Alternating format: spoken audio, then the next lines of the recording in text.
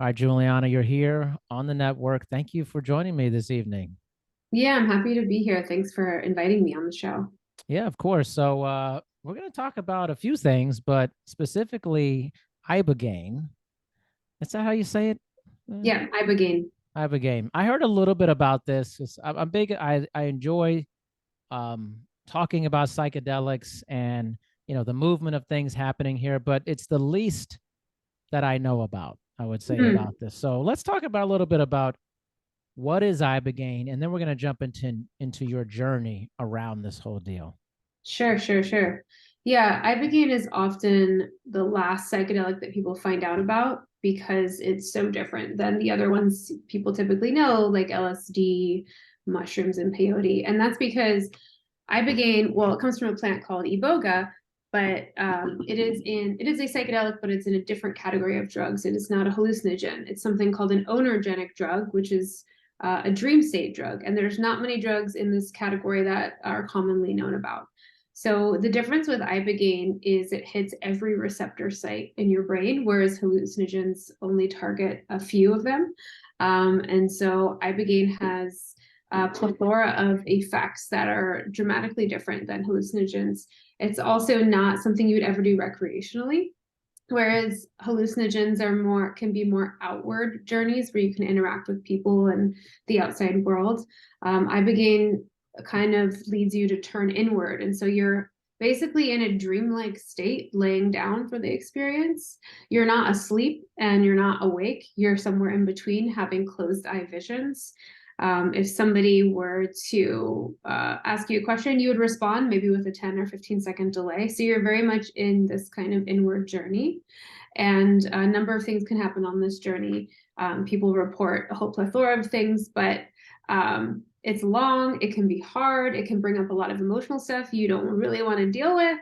And so it's not something that you would do again right away afterwards. Often people say, wow, that was amazing, but I'm never doing it again. So I think that's there's a couple of reasons why it gets left out of the mainstream psychedelic conversation. One, because it's not recreational and it's not something people usually try unless they have a really big, difficult issue they want to work on. Two, there are side effects that are dangerous. It's the only psychedelic that you can die from. Although there's some ayahuasca associated deaths, they're usually because of other health conditions going on. With Ibogaine, because of its cardiotoxic side effects, you have to be medically screened and supervised throughout the process. And it's totally safe. I mean, if you follow the right protocol, just like any medication in the hospital, there's a protocol you have to follow, which will make it so it is safe. But if you don't follow this protocol, someone could end up in the hospital or dead. So that's also the big difference with other psychedelics that kind of scares people away, even though there is a safety protocol to follow. Are there other physical things that happen during Ibogaine that may not happen with other psychedelics? Like, is there vomiting? Is there other Yeah. bodily functions occurring that you would be like, whoa, I'm not, this is not what I thought was going to happen? Well, I mean, there's a ton of vomiting with ayahuasca. So Yes, more yes. than Ibogaine. And actually, not everybody vomits with Ibogaine. Sometimes it's not guaranteed though. And even if you do, I've experienced it, and it's not as bothersome as with ayahuasca. That's incredibly a painful process. But also with ibogaine is it causes something called ataxia, which is a loss of balance. So you're not able to stand up or walk on your own. You need assistance if you have to walk to the bathroom. So you're essentially just laying on your back the whole time in this dreamlike state. Um, you also, I'm trying to think of other unique effects. It feels completely different. It doesn't feel anything like a hallucinogen. It kind of you can get a numb kind of fuzzy feeling going on. Whereas with hallucinogens, in my experience, they make you more sensitive to sensations. Ibogaine kind of tunes out external sensations and turns you more inward to feeling sensations. I think that's the best way to describe it. At least that's been my personal Yeah. experience and what I've witnessed working with it. It's interesting in my psychedelic experiences I've had where, it's been 4 to 6 hours. It feels like 8, 9, 10 hours, like super Yeah. intense. What is the kind of general length of the experience with Ibogaine?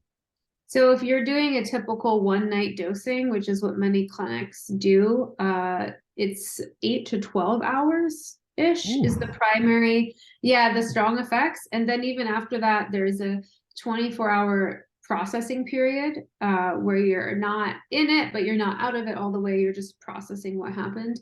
And sometimes it can go on longer than this. Sometimes people stay in the intense state for longer than that. Sometimes people stay in the after state for 3 days.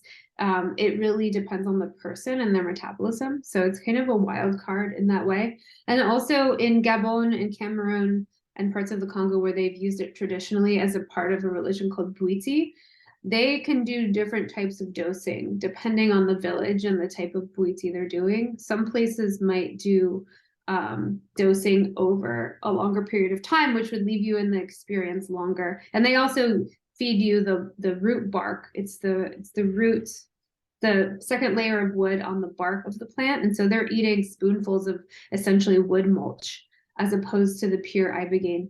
And the reason they use pure ibogaine, because it's just not practical for people to eat huge piles of bark, especially because a lot of people coming to this in the West are doing it for drug detox reasons. And so eating 30 to 40 spoonfuls of wood mulch just isn't practical when people are already not in great health. Yeah, no, that makes a lot of sense. So, I mean, you mentioned kind of where this is happening. Is there a typical region beyond where you just discussed where ibogaine ceremonies happen, or where the kind of the discovery of this has been most prominent? So the ceremonies take place in Gabon and southern Cameroon, and that's Bwiti, and they are using Iboga. They don't use Ibogaine. They use the whole bark. I The see. clinics and retreats that are using it, they're the highest concentrations in Mexico. There's also a number of places in Costa Rica, some of which are doing neo Bwiti.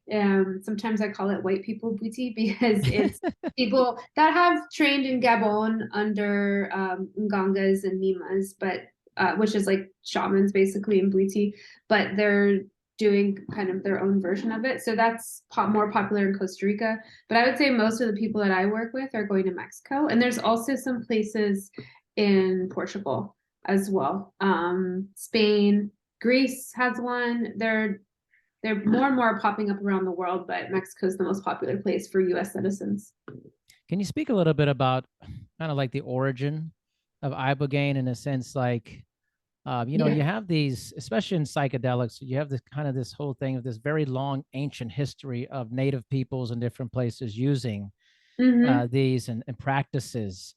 And ibogaine, what's the origin story for ibogaine? What was it originally like thought to be used for? So yeah, so Iboga has been used in that region I mentioned, Gabon, southern Cameroon, parts of the Congo. We don't really know how long, centuries. There's some debate Mm. about it. And some people say Bwiti is an evolution of a pygmy religion and that the pygmies were using it before then. Um, a lot of people have said, oh, it's been thousands of years that Iboga have been used. It's not super clear, but it definitely seems quite ancient. And I've been there and watched the ceremonies, and it feels really special and old to me, although that's not official. So I don't really know. I can't really say for sure, but it's something that's been going on there, definitely since colonization and before that.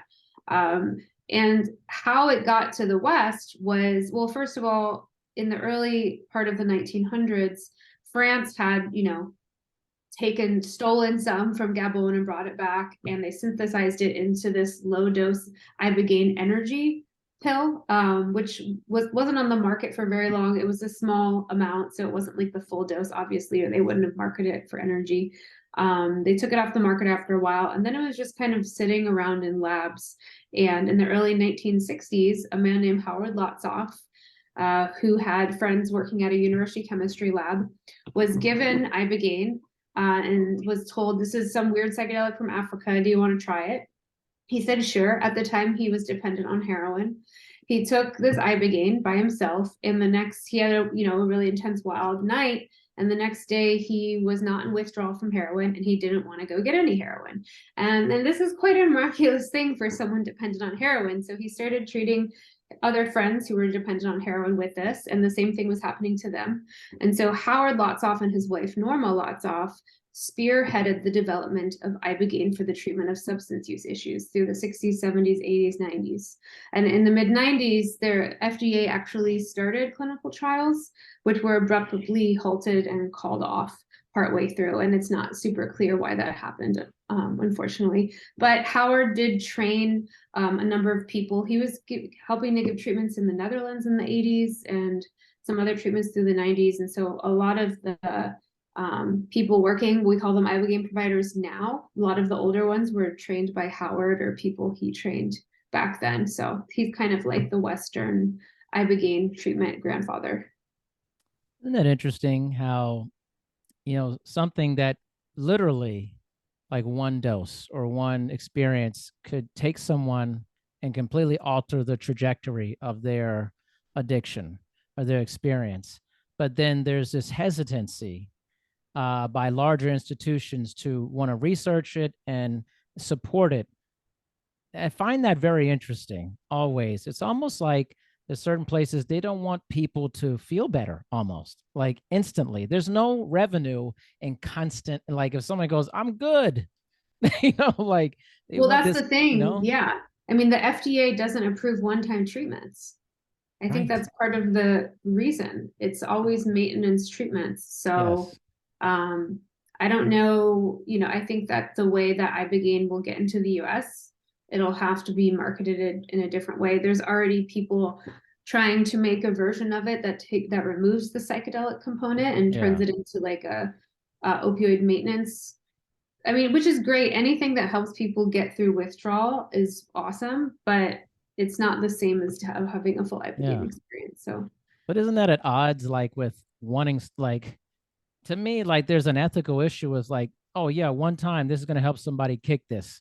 Like all people should want that. Somebody to like not have to go through this terrible withdrawal well, process. that's You capitalism for you. exactly. They It's don't like, really care. It's about, what's going to be the most profitable ultimately. And you can see that with the price of insulin. I mean, how is that legal? Those people should be arrested, in my opinion. Even though I don't believe in the carceral system, those people something should happen to them can because you it makes believe that? How incredible the pricing of insulin is. Like when I read about this, I was like, how is this even possible? It's like it's inconceivable. I it don't know how is. I to mean, live these are with these people, costs. like Yeah, people who need this. And to it's like live. always Yeah. putting the financial windfall of money well before the well-being of people. It's almost like we just don't want people to be well, like to be optimal. Right, and that is the reason why I am a little scared of Ibogaine being passed and being available in our medical system because we do not have a good track record of supporting people's actual health. I mean, many marginalized communities have been treated violently by the medical system repeatedly over the years, and I don't know if I trust our system to handle Yeah, Ibogaine well. Although I do want it to be available to more people, I don't know, it's tricky. it is tricky. It's really tricky. And so let's wrap this into your story. And as I was kind of checking out, reading your bio and stuff, I mean, you have a history with like opioids, Mm-hmm. correct? And Yep. so I imagine this is a large kind of intervention into that aspect of your life. Yep. Yeah. Many of us who work on Ibogaine have a substance use history. That's how we ended up working here. But yeah, I was for the most of my 20s, the majority of my 20s, I was a opioid user, heroin, fentanyl, like anything in the opioid category. And I went through traditional rehab 2 times. I served time in jail. I did 12-step programs, Suboxone and methadone, and none of that seems to be working for me well, at least not in a lasting way. And so I found out about Ibogaine a few years before I did it, but didn't have the money to go and do it. So it took me a few years of going through some more really hard things, and then I went and did Ibogaine in Guatemala. And the short story is it worked and I never did opioids again. And I realized my purpose in life was to not just work with Ibogaine, but work to transform the whole drug treatment system in the US and how we understand substance use, because it's incredibly flawed and violent how we treat drug users. But I had those wonderful effects from Ibogaine but the treatment provider was not following safety protocols, and my treatment ended in a hospital, which is why I'm so safety focused. So what happened during my treatment was they did not follow one of the rules of treatment, which is to stabilize people after they arrive, especially people who have really high tolerance. And so they did not do that with me. They started dosing me 24 hours after I had arrived. That was mistake number one. And then they gave me close to double the amount that's safe to give anybody. So anyone given the dose I got probably would have ended up dead or in a hospital. Wow. So I ended up having 6 cardiac arrests, which I had to be resuscitated from. And then I was on an external pacemaker in the ICU in Guatemala for 10 days. The cardiac stuff is temporary. Once Ibogaine is out of my system, things went back to normal. Nor Ibogaine, which is what your liver turns Ibogaine into, stays in your system for a while. But luckily, at the 10-day mark, my heart was back to normal. And so I was okay, but it was a pretty close call, and it was totally avoidable. And it's why I have been so safety focused ever since that happened. And I'm kind of known as a safety and protocol person, not just for the medical stuff, but mental health as well. So that's what happened. But I remember waking up in the hospital kind of not caring that I had almost just died. I felt incredibly excited and inspired. Ibogaine showed me that everything I had been through was training to do the work I was supposed to do. I suddenly didn't feel any shame and guilt about everything that had happened, which is the big thing. It's why a lot of people who use drugs, a lot of people who have struggled with drugs can't move on, is because they feel so bad about the things they've done, and society makes them feel so terrible. It's like a heavy weight that you're carrying around, and you just feel ashamed of who you are. That was just gone when I did Ibogaine, and I saw what I finally had my purpose, which is a big part of why I felt so lost before, is I didn't know what I was supposed to be doing in this lifetime. And so suddenly I had that. It was like I was on fire. And from that point, I just made my plan of what I was going to do to prepare to work in Ibogaine clinics. And I was off and running from there, basically. So it worked.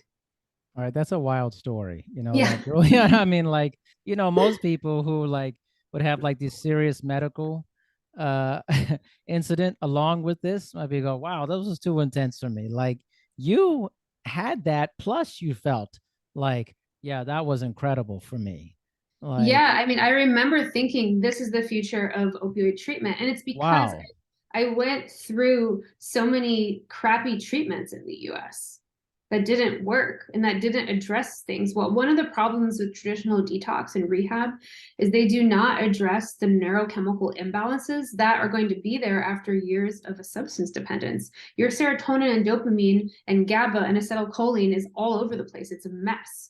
Like, I remember going through a detox and going 6 months with no opioids and still feeling depressed and anxious every day, because they're not addressing the imbalances that are there. And one of the great things about Ibogaine is it has a kind of resetting effect on your brain chemistry. So you feel excited and inspired just days afterwards.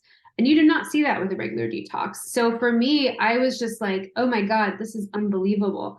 My mom tells me that I was on the phone with her and I kept saying, I'm not in withdrawal. I'm not in withdrawal. And she's like, I know, you already told me. But it was so, after going through countless cold turkey nightmare withdrawals in my life, it is unbelievable just to go through Ibogaine and not be sick. I mean, you're still uncomfortable. There's maybe 20% of withdrawal symptoms left, depending on the drug you are on. But to not go through a full detox when you had a huge habit feels unbelievable. It feels unreal to an opioid user, a seasoned opioid user. So for me, I was like, wow, this is it, man. I need to do everything I can to advance this and to advocate for people who've gotten bad treatment. Yeah. Wow. I mean, that's crazy, incredible. I mean, how did you, besides the not feeling like you wanted to do opioids anymore, what other aspects of yourself changed from that experience? That's a really good question. I mean, like I was saying, finding my purpose and meaning was a huge deal. So it was like waking up and having something I was excited about and that was guiding me was a huge difference. not feeling like I needed to hide anything. I felt really empowered to share about what I've been through. A lot of people feel super ashamed that they've been to jail, that they've been homeless, that they've been beaten up or whatever. But for me, I feel empowered to talk about all those experiences. And I find that when I share those things without shame, it helps other people to dissolve the shame that they're feeling. And so I think that it just helped me to be more empowered and more confident. But I also want to add that, you know, Ibogaine is an amazing tool, but it doesn't just magically fix everything. It's a great door opener. I would say it's the best door opener there is down the path. But there's still a lot of hard work that comes afterwards. And, you know, my issues with depression, anxiety weren't magically gone. It was still stuff I had to work through, although it was significantly better with Ibogaine than it would have been with any other drug treatment. I still had a lot of work to do. And I want to emphasize that because right now psychedelics are being super sensationalized. And it's really dangerous to do that because if you tell somebody this is the magic fix or a solution or a cure, the word cure should never be used with any treatment. There's no cure for these things. What that does to people is they set their expectations really high. When they come out of the treatment and realize there's a ton of work they have to do on themselves and on really hard emotions, they feel like, oh, it didn't work for me. Nothing's going to work for me. Fuck it. I'm just going to, you know, go back to using and screw it. And so I think we really have to work on what our definition of success is, because it can really be anything that anyone wants. It's not just not ever doing a drug again. For some people, it's just reducing their use of that substance or only using certain substances. And that's totally fine. It's really got to be up to each person what their goals are. Wasn't this also very indicative of our society as a whole? We want the magic bullet. You know, we want something that, like, hey, I want the path of least resistance for the greatest result for that. But we've kind of been socialized into that. A lot of marketing and things tries to pull people into this concept. But the reality is most things that are good in life require a lot of work, like a I lot of mean, work. capitalism strikes again. It's all about marketing these quick fixes and magical things. It comes down to being profitable, and it comes down to the Christian origins of capitalism, about selling like heaven and hell and sins and being pure and all this bullshit. Is there? It's like this binary where things are one way or the other. They're either magically fixed altogether or you're screwed, and it's just not like that. I mean, healing is not linear. It bounces all over the place. And it's not realistic that you're going to magically get rid of all of your stuff in one treatment or even in a series of treatments, because we're talking about a lifetime of patterns that you're trying to change. It's going to be an ongoing process. Most definitely. I mean, I deal with this and being in the fitness business for such a long time, 2 decades, is, you know, you're always combating a thought process of, I want to look better, feel better very quickly. You know, I have this thing that I need to attend, or I got to look this way for this thing. And it's like, no, this is a grind, actually. It takes a lot of time. But I wanted to get back to something you said, you know, related to spirituality, religion. What is the spiritual aspect of Ibogaine? How is that wrapped into it? Or is there not an aspect of that? I don't know. Yeah, that's really a subjective thing. It's different for each person. I would say that the spiritual element of Ibogaine is integral to the experience, but how that manifests really depends on the person themselves. Some people really connect with Bwiti, and they do Ibogaine without knowing anything about Bwiti, and then later they tell you about their visions, and it's describing Bwiti ceremony, which is quite amazing. People are saying that they go to Africa and they watch these rituals, and it's like identical to things that I've seen when I was there. So that's really special. If some people feel that connection to Bwiti, that's great, but that's not the only spiritual connection for everyone. I think that yeah, it's spirituality is subjective. I think that what it does is Ibogaine connects you to that part of yourself that believes in something bigger, and whatever that means. It connects you to some kind of hope and belief in yourself. And what that looks like depends on the person. I think it's tricky too, because a lot of people don't understand the difference between religion and spirituality. They think it's the same thing, and it's not necessarily. So what that experience is like for them on Ibogaine, it just really depends on the person. Yeah, I mean, I think it's a big topic of discussion. I mean, in many ways, religion is just one tentacle of spirituality on a larger thing. Hmm. It's a spectrum, like many things, I believe, and it's but it feels like with psychedelics on a higher level, just a kind of 30,000 foot level, that the spiritual nature of psychedelics is one of the, I think, the incredible aspects of it, that people start connecting to something way deeper and bigger than themselves. It feels like a very common feedback from a lot of experiences is the spiritual aspect of however that manifests for that. But that I feel like that's something is it feels like a very common aspect to it, you know, although it may be Yeah, different, but it feels common in that in the experiences that people have. yeah, I agree. It does seem to be a common element. Now, do you think that there will be like what's the current research with ibogaine? I know you talked about the FDA and stuff, but is there like with psychedelics, there's certainly a lot more happening with psilocybin, especially in different colleges and studies. Where's ibogaine with that? Yeah, so there, it depends on the part of the world you're talking about. So New Zealand was the first to make it a legally prescribable drug, uh, 10 years ago, 10-ish. I can't Whoa. remember the exact year. So that was the first country to pass it. I think actually right now no one's giving treatments there, but you could. And there were people practicing for a while. South Africa also passed it as legally prescribable. And then Brazil really is doing a huge wealth of research on it, and it is legally prescribable in Sao Paulo state and soon to be all of Brazil, thanks to a doctor named Bruno Rasmussen Chavez. He really spearheaded a number of different studies on ibogaine for cocaine dependence. So that's exciting. In the US, there is Demorex doing some clinical trials with ibogaine.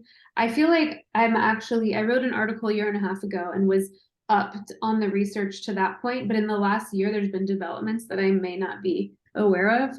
But I know that Demorex is working on trials, and I think there might be someone else, and I just can't think of it right now, but um, I'm sure there's more to come.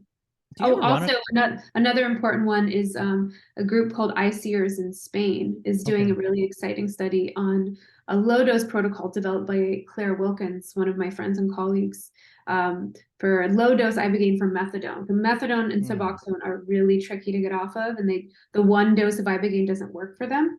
So you have to do this really intensive daily dosing of small amounts of ibogaine for a long period. And she developed that protocol and it's being used on this study by ICERS in Spain. So it's really exciting. That's to be really interesting. I mean, you're dealing in this portion of psychedelics that I think just not a lot of people are aware of, honestly. I mean, I interview a lot of people in the larger space, and most of it is psilocybin or ketamine, things of that nature. It's great and stuff, but this feels like a very it's like a very niche part of it. You It know, that is. it just am I wrong about that? Or was like, No, it's the nichest part. And actually, Ibogaine has its own community that's mostly been separate from the mainstream psychedelic community. Like when I go to big psychedelic conferences like Horizons, it might only be me representing Ibogaine there, or maybe there's a couple other people there. But Ibogaine has traditionally had its own community because of all of the really specific needs of ibogaine, all of the medical stuff and safety risks. We've had our own conferences, and it's on a much smaller scale. And there hasn't been a ton of crossover into the greater psychedelic field, although I see it happening more now. Um, that might change, but yeah, traditionally we've had our own little community going on. is it also partially maybe like is it the accessibility factor of ibogaine versus other psychedelics? Yeah, that could be it. I think it's like it's not recreational. Like, pretty much all the Right. other ones are. People like that. And people aren't going, you don't just go and try Ibogaine because you're curious. I mean, some people do that, but I actually don't recommend it because it's so intense, it'll kick your ass and bring up some stuff you're not ready for. It's also expensive. I mean, depending on the type of treatment that you want, it can be from 5 to 15K. And so it's typically something that someone goes and does if they have a really big issue that they want to work on, that they want to focus on. Yeah, and it's also not so fun, so people aren't just doing it to check it out and see what it's about. What kind of visions am I going to get? It's like, no, you want to have something really clear to work on. Okay, so there's definitely some I don't mean barrier sounds like the wrong word to say. There's definitely more hurdles to think about. Just it seems like you have to think about like this is something you really have to prepare for versus being like, yo, what's up? I'm gonna do this. You know, it's like like let's try this out. And I think that in itself makes it, I think, less the frequency of people doing it is probably a lot less because you're Yeah. going to get a certain type of person who it sounds like who may be really, I may, again, this may sound, maybe they're more desperate for a change or Yeah, this I is mean, the it's last resort usually or something, you know? it usually is the last resort. Like a lot of times people will go to ayahuasca first, and ayahuasca is really hard too, but it's more accessible and more affordable, and you don't need a bunch of medical tests to do it like you do with Yeah. Ibogaine. Um, and also there's a misconception that Ibogaine is only for substance use issues, but actually when I worked in clinics, I think more than half the people I helped treat were what we call psychospiritual, which is non-drug detox. It's people working on various psychological issues, Mm. depression, trauma, PTSD, anxiety. So you can do it for other issues, but it's the same thing. It's something that you would find after trying a lot of the mainstream treatments and having them not work. I mean, this made me think of something. You know, there's obviously there's sides or proponents of psychedelics for well people. People, you know, don't have these issues. Maybe they just feel very stable in life, but they may try your typical psychedelics just for enlightenment purposes or a higher level of feeling as a human being. Is that ever the case for using Ibogaine? I mean, I'm sure someone's done that, but I just want to say that I think everybody has something big to work on. Yeah. And that, like, if a person is saying, oh, I don't, and everything's good, they're probably the ones that are in for a rude awakening if they do Ibogaine, because it'll dig up some stuff that you are not ready to deal with. And that's why you want to be really serious and specific with what you're focusing on with Ibogaine. It's interesting. It just sounds like, you know, there's it almost feels like there's tiers to the psychedelic like entry point, and that like Ibogaine's like the big Seventh like, hey, level. this is the level. It's like if you're playing a video game, this is the master level. Like you Yeah, have not, you cannot pass, you have to beat the other bosses before you come to this level type of thing, you it know? kind of is like that. But yeah, but also some of the people I know who've had the most beautiful transformative experiences have never done a psychedelic before. Yeah.